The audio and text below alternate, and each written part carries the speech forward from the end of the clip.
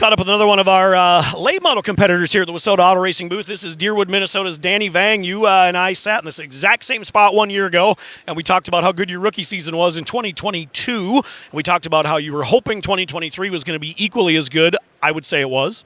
Yeah, overall wins was good. We weren't quite as consistent as we were last or the year before, but we'll just keep working at that. Talk about your transition to late models. Obviously, 2022 was a big year being a rookie, but then now you got a whole year under your belt. You knew how to win races because you did that in your rookie year. Going into 2023, you were excited for the year. You won some races, and you won some pretty good ones, and were competitive. Maybe consistency, I don't pay attention to that as much as you, I'm sure, do. But I would say your year had to be B to B plus to A, I'm guessing.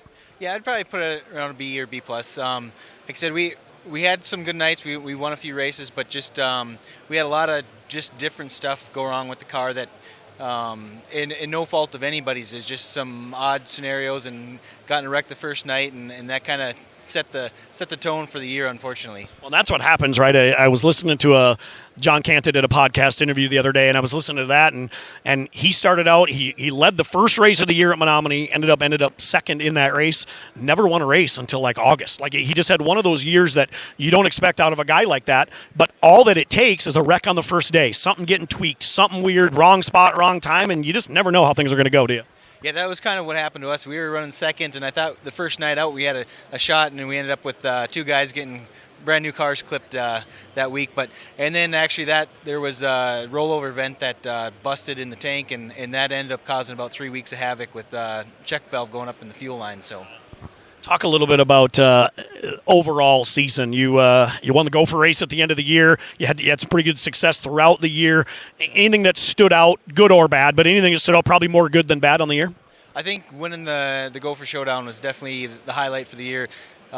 We've won some invitationals before in the B mod, but getting one of them big checks that you always give out, that's been on my bucket list for a while, so I was happy to finally get one of those hanging on the wall. Yeah, and that's interesting because I had never really thought about that. I don't know if you posted it or somebody said it after the event. First invitational win in a late model, really, and obviously that's probably true, being it was only your second year, but I had never really thought of you not winning those because you have won some in the Midwest mods and the mods and whatever else, so pretty good way to kind of cap off the year, yeah? Yeah, no, for doubt. And it turned out to be a great event. We had a little bit of trouble with the weather, but I mean, Fergus is just a great facility to have something like that. So we'll look forward to it next year.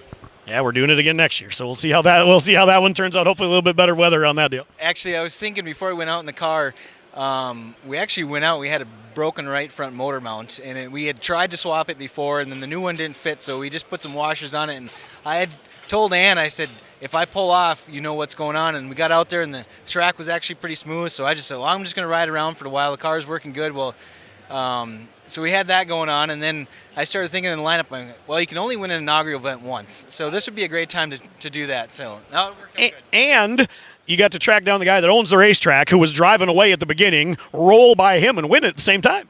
Yeah, I'm sure he didn't expect that coming 2 laps from the end, but that's racing. That turned out good. Like you said, the weather did not cooperate with that event at all, but turned out to be a fun event, and it turned out to be a really good finish in that late model race. Yeah, for sure. Hopefully we can have some success next year again. Talk about 2024 now coming up here. Same type schedule for you? Anything new, anything different? What do you got going on? Yeah, I think it's going to be pretty close to the same as last year. We're going to, as of right now, we're going to kind of switch back and forth between the two cars. We're working with Jimmy trying to get the MB a little bit better, which I think we're on the right track for that. So actually kind of looking forward to getting everything ready for next year. From what I've seen, and of course schedules aren't really out yet, and literally just confirmed the last Challenge Series date today, about 15 minutes ago, so that schedule will come out next week. But looking at that schedule, obviously the Gonda Claw Series, Joe's going to do that thing again. There's a lot of really good money on the line locally where you really don't have to go crazy far away from home, do you?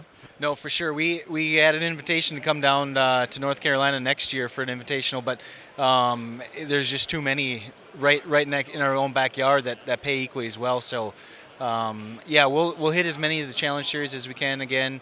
And like I said, with Gonda Claw and everything that's been going on up there, you don't really have to travel. And I think it's going to be another big year for lots of new late model guys coming. Yeah, well, let's hope. It's a good thing to talk about here. Is a year ago, the late model class grew, and I don't really know that it was rookies. It was guys coming back into the class and guys doing some different things. But I anticipate that again, and Lee, you just alluded to it. There are guys out there that have not raced late models before or in 7, 8, 9, 10 years that I've already heard that are going to be racing them again. Yeah, I think it's going to be a good field. I mean, as a driver, less is always better. But I think from a fan standpoint, I think it's going to be good, and I think those are going to be some pretty good cars coming out. No, agreed for sure. And for a guy like you, living where you live, obviously there's no late model racetrack within 5 minutes of home, but there's a bunch of them within a couple hours of home.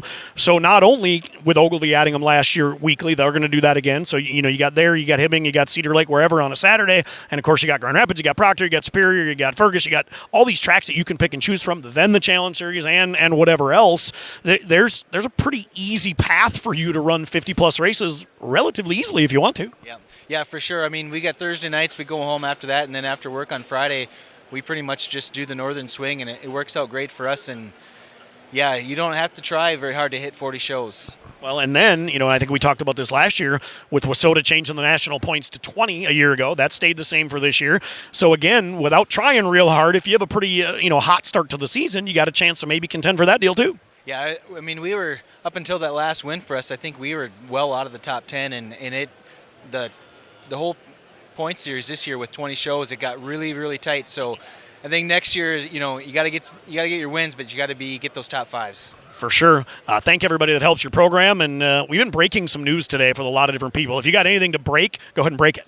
I think I don't really have anything new and exciting. I think I spilled the beans last year for Harry, but yeah, for sure. Yeah, no, I got to thank Pat Capella. KME, he's been a huge supporter of a lot of us guys and a lot of the tracks and some of the specials as well.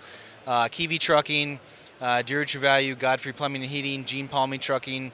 We got AMS Oil, Part City, and 5 Star Bodies. I mean, we've been really fortunate to have good sponsors year after year. And you're one of those guys that have had those same sponsors forever. Like, I remember one of your first Midwest mods, a lot of those logos that were on them are still on there today. No, we've been blessed, and it makes it really easy for getting the graphics done, because I can just say, go ahead and print them, because nothing's changing. So Nope. That's right, for sure. So for 2024, last thing here, you are going to kick off your season, I'm guessing, late April, whenever the snow melts, wherever the first race is, you're going. For sure. So probably be one of your events coming up. So, yeah. Well, let's hope so. I appreciate that. That's Deerwood, Minnesota's Danny Vang.